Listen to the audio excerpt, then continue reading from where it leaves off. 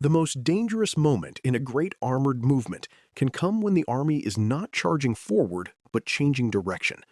By February 26, 1991, 7th Corps had done the thing that looked impossible months earlier. It had crossed into Iraq as part of the Great Western Sweep and brought a heavy Cold War armored force deep into the desert. Now it had to turn east. That turn was more than a line on a map. It was the moment when the Hail Mary stopped being an elegant campaign design and became a physical act performed by thousands of vehicles, crews, commanders, radios, fuel trucks, and scouts in blowing dust.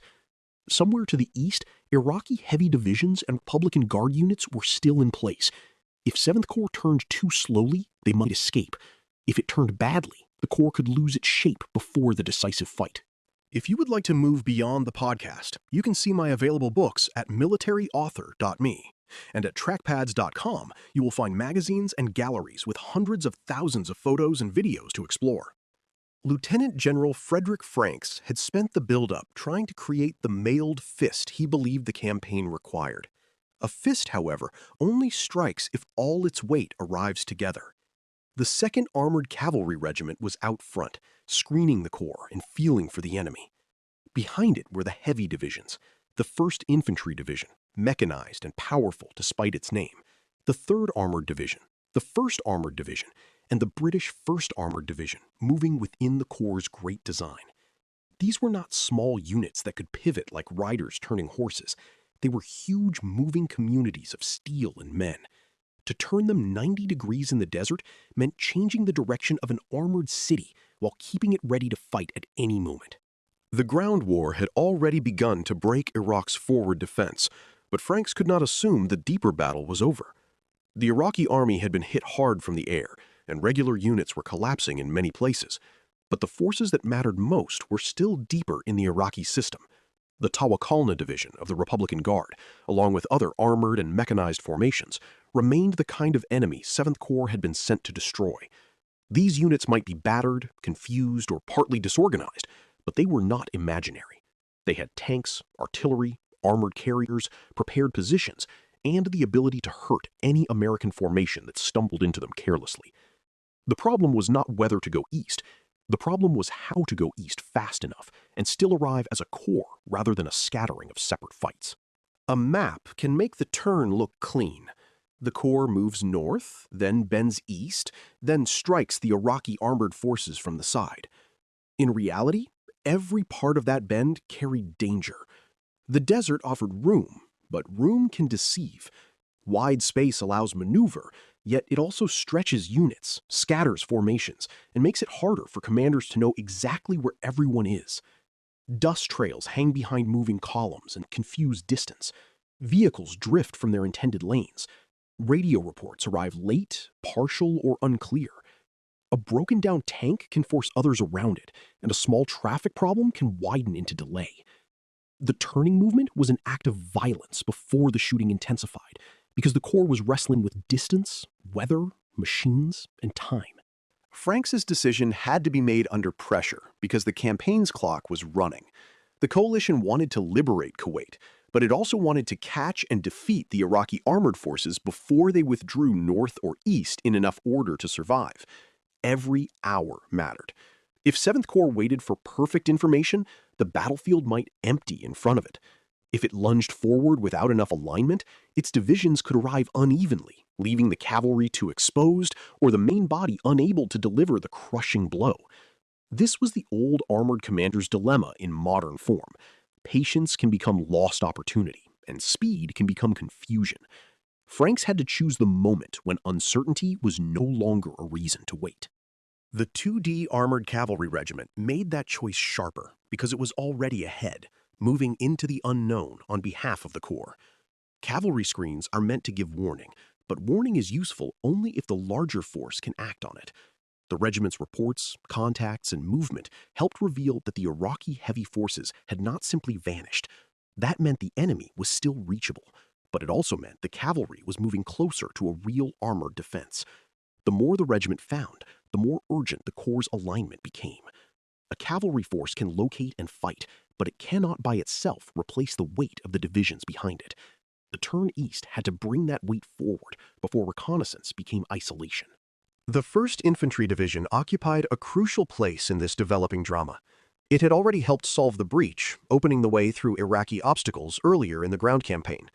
Now, as a mechanized heavy division, it had to follow behind the cavalry and be ready to pass into the deeper fight when ordered.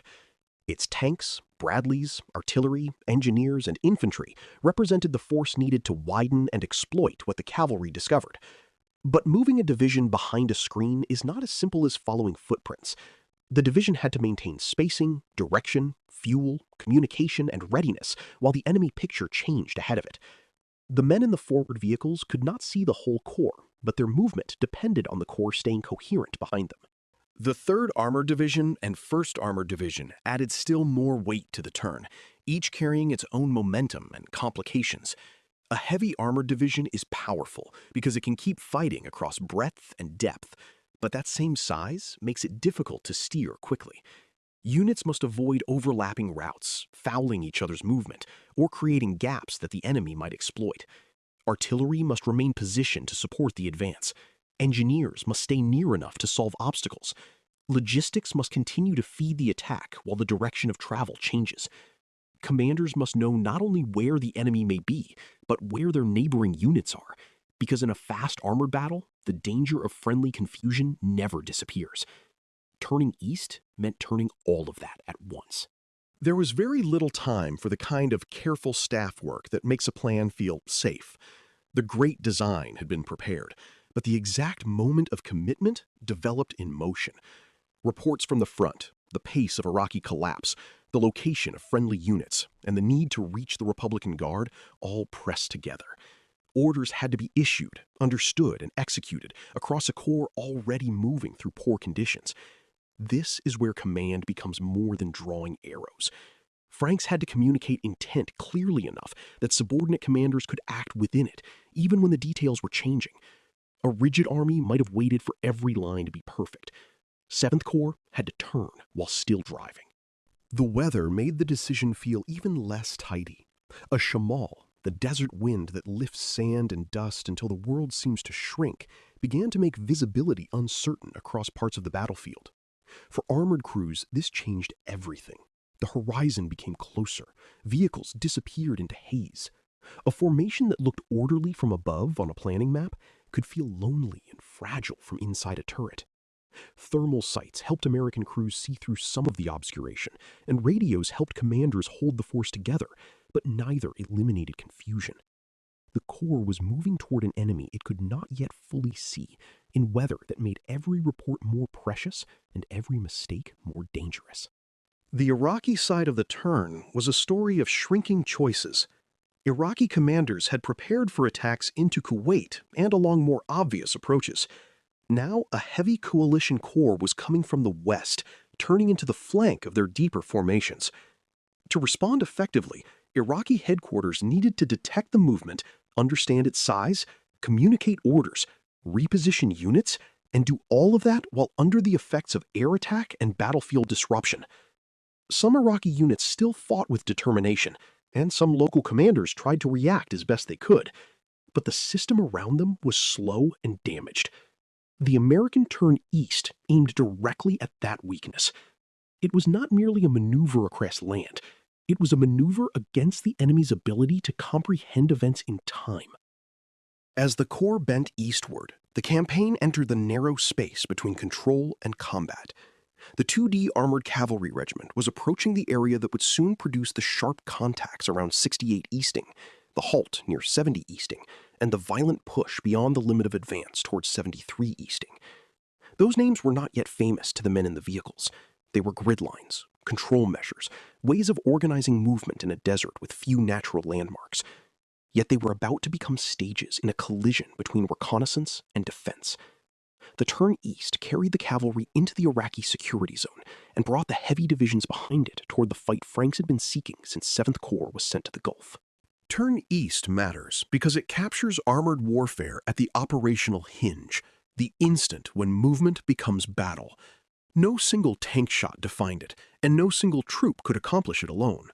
It required a corps commander accepting risk, cavalry moving ahead into uncertainty, divisions aligning under pressure, logistics keeping pace, and crews trusting their training as the desert closed around them. Earlier tank battles had shown the dream of breakthrough. Desert Storm showed the mature version, in which a huge mechanized force could move across open distance, change direction, and strike before the defender could recover. The turn did not end the campaign. It opened the door to the storm. Once 7th Corps faced east, the question was no longer whether it would find the Iraqi armored defense.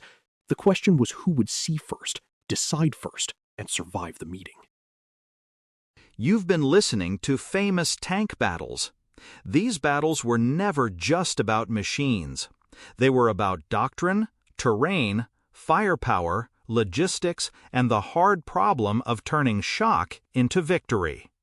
For more military history writing and books, visit militaryauthor.me. And for magazines, podcasts, and a massive archive of military photos and video, visit trackpads.com. Thanks for listening.